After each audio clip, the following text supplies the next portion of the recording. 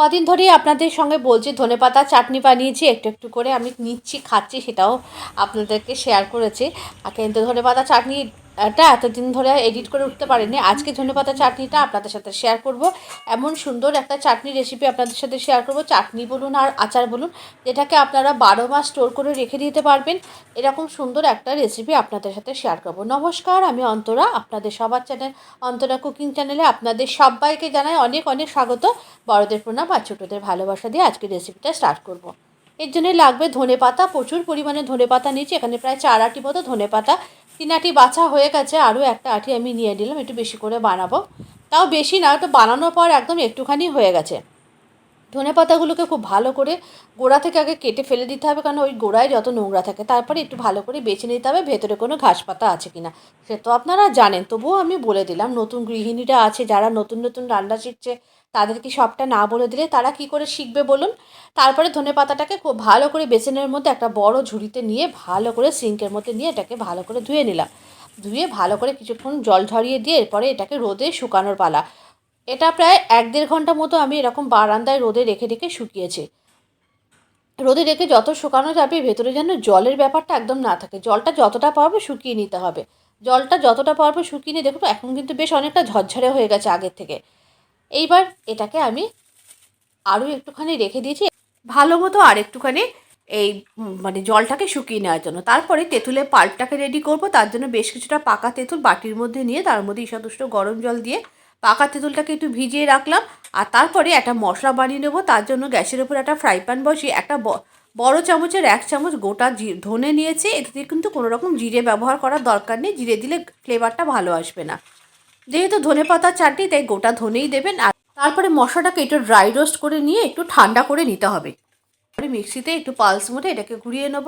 এটাকে না খুব মিহি ডাস্ট করব না, এটাকে একটুখানি আধ ভাঙা মতো করে নেব। আপনারা এটা চাইলে শিলনোড়াতেও করে নিতে পারেন। এখন তো আর শিলনোড়ার আমাদের মানে শিলনোড়ার তো চল নেই, সেই জন্য আমরা হাতের কাছে মিক্সি মেশিন পেয়েছি, মিক্সি মেশিনেই আমরা সব কিছু করতে থাকি। তো আপনারা এটা চাইলে শিলনোড়াতেও করে নিতে পারেন। তারপরে মশলাটা রেডি হয়ে গেল। এরপরে বেশ কিছুটা পরিমাণ আদা আর রসুন কেটে নেব। বেশি করে রসুন দেবেন, রসুনের ফ্লেভারটা ভীষণ ভালো লাগে এই ধনেপাতার আচারে। তারপরে আদা রসুনটাকে না একটু হাম্বল দিস্তার মধ্যে দিয়ে ভালো করে একটু কুটে নেব, মানে থেতো মতো করে নেব। আর এটা কিন্তু পেস্ট করবেন না, থেতো করবেন। এই যখন আচারটা খাবো আর কি, মুখে পড়লে তখন খুব ভালো লাগবে। এরকম রসুনটাও একটু থেতো করে নিয়েছি। অনেকে রসুন আস্তে আস্তে দেয়, কিন্তু আমার আস্তে রসুন দেওয়াটা ভালো লাগে না। একটু থেতো করে দিলে না পুরো ফ্লেভারটা পুরো চলে যায় এই আচারের মধ্যে। ব্যাস, একদম তেঁতুলের পাল্পটাও রেডি করে নিতে হবে। তেঁতুলের পাল্পটা দেখুন একদম ভিজে গেছে। এরপরে এটাকে ওই দানাগুলোকে একটুখানি হাত দিয়ে এরকম করে নিংড়িয়ে মানে তেঁতুলের কাঠটা বার করে নিয়েছে। এরপরে ধনেপাতাগুলো একদম ড্রাই হয়ে গেছে দেখুন। ধনেপাতাগুলো গ্যাসের উপরে একটা কড়া বসিয়ে দিয়েছে, কড়ার মধ্যে ধনেপাতাগুলোকে দিয়ে দিয়েছি। দিয়ে ধনেপাতাগুলো একদম ভালো করে এই শুকনো খোলাতে ভেজে নিতে হবে, মানে একদম শুকনো অবস্থায় ধনেপাতাগুলোকে ভালো মতো এরকম করে একটুখানি শুকিয়ে নিতে হবে, মানে এক বিন্দুও যেন ধনেপাতার মধ্যে কোনো জল না থাকে। দেখুন এক কড়া ধনেপাতা একদম নিমেষের মধ্যে একটুখানি হয়ে গেল। ধনেপাতাগুলো একদম কিন্তু দেখুন শুকিয়ে গেছে, আর এর মধ্যে এতটুকু আর জল নেই। জল থাকলে হবে না, জল থাকলে আচার কিন্তু নষ্ট হয়ে যাবে, ফাঙ্গাল পড়ে যাবে। এই ফাঙ্গাল পড়ে গেলে তখন কিন্তু হয় ফাঙ্গাসের জন্য এই নষ্ট হয়ে যাবে পুরো আচারটা। তারপরে এই দেখুন এরকম করে এটা মানে খুব বেশি মিহি পেস্ট করার দরকার নেই, একবার দুবার পালস বুটে ঘোরাবেন তাতেই যা হবে। দেখুন কি সুন্দর, মানে হাতের মধ্যে নিচ্ছে গোল পাকিয়ে যাচ্ছে, তার মানে এটা একদম ঠিকঠাক রেডি আছে, এতে কোনো জল নেই। তারপরে গ্যাসের উপর একটা কড়া বসিয়ে দিয়ে একটু বেশি করেই তেল দেবেন, তেলটা যতটা খুশি দেবেন। আমি এখানে এই পরিমাণ তেল দিলাম, কিন্তু পরে যখন আচার মানে মাঝে মাঝে যখন রোদে দেবো ইচ্ছা হলে আমি এর মধ্যে তেল অ্যাড করতেই পারি, সেটাও আমি আপনাদের বলে দিচ্ছি। তেলটা ভালো মতো গরম হয়ে গেলে দুটো শুকনো লঙ্কা কুচি করে দিলাম, আর তারপরে একটু সাদা সর্ষে আর কালো সর্ষে এর মধ্যে ফোড়ন দিলাম। আপনারা চাইলে যে কোনো এক ধরনের সর্ষে দিতে পারেন, ঘরে আছে তাই দিলাম। তারপরে এর মধ্যে যে আদা রসুন থেতো করে রেখেছি, আদা রসুন থেতোটা দিয়ে দিলাম, দিয়ে ভালো করে কিন্তু ভেজে নিতে হবে, মানে একদম যেন জল ব্যাপারটা না থাকে। তারপরে তেঁতুলের পাল্পটাও দিয়ে দিয়েছি, তেঁতুলের পাল্পটা দিয়ে এরপরে ভালো করে নাড়াচাড়া করতে হবে। এই সময় দিয়ে দিয়েছি হলুদ। হলুদ দেবেন অবশ্যই, ভালো লাগে। অনেকে শুকনো লঙ্কার গুঁড়ো দেয়, মানে রেড চিলি পাউডার কোনো প্রয়োজন নেই। আর তারপরে দিয়ে দিয়েছি লবণ।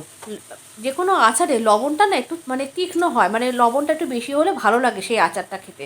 একটু লবণ বেশি করে দেবেন, তাতে খেতে ভালো লাগবে। তারপরে যে আমি যে মশলাটা এখানে যেটা আধ ভাঙা করে রেখেছি, সেই মশলাটা এখানে 2-2.5 চামচ মতো দিয়ে দিয়েছি, দিয়ে ভালো করে নাড়াচাড়া করে সব কিছু একসাথে মিশিয়ে মানে পুরো জলটা মানে তেঁতুলের যে জলটা দিয়েছি সেই সমস্ত কিছুটা শুকিয়ে দিতে হবে।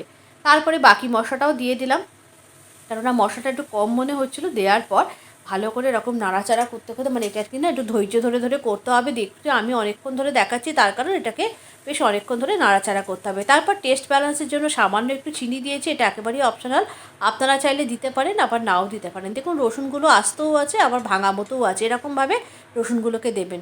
দেখুন জলটা কিন্তু একেবারেই শুকিয়ে গেছে। এরপরে আমি ধনেপাতাটা যেটা পেস্ট করে রেখেছি সেই ধনেপাতাটা দিয়ে দিলাম। ধনেপাতাটা এখনও পর্যন্ত সবুজ আছে, কিন্তু আস্তে আস্তে এর কালারটা পুরো চেঞ্জ হয়ে যাবে। এইভাবে ধনেপাতাটাকে নাড়তে নাড়তে নাড়তে নাড়তে একেবারে যখন ধনেপাতাটা দেখে মনে হবে যে না একেবারে শুকিয়ে গেছে, তখন সেই সময় বুঝবেন হয়ে গেছে। যখন হয়ে গেছে সেই সময় একটুখানি ভিনিগার দিয়ে দেবেন। এই ভিনিগারটা দেওয়ার জন্য এটাকে অনেকদিন আপনারা সংরক্ষণ করে রাখতে পারবেন। মানে যেটাকে আমরা বাংলা ভাষায় ছাতা বলি, সেই ছাতাটা পড়বে না এর মধ্যে। এরপরে এটাকে রোদে রেখে দিয়েছিলাম।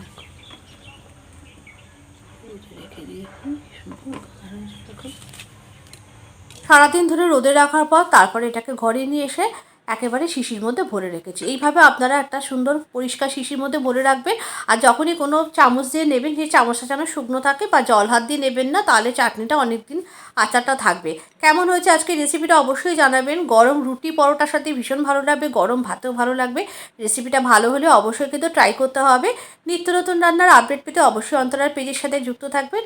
আজকের রেসিপিটা এই পর্যন্ত, আবারও দেখা হবে পরবর্তী ভিডিওতে একটা নতুন রেসিপির সাথে।